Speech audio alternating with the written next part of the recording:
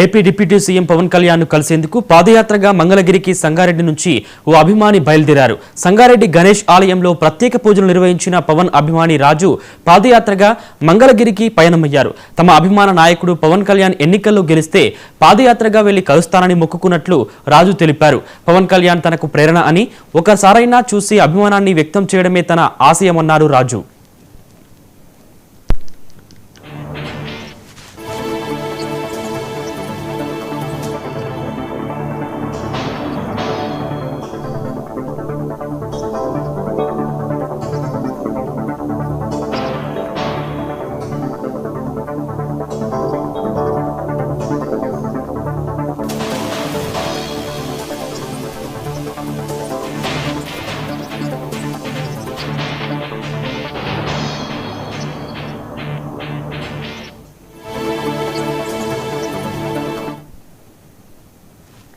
Nepal sir మా దేశం వచ్చి నేపాల్ సార్ సంఘానికి ఛానల్స్తో ఉంటున్నాం సార్.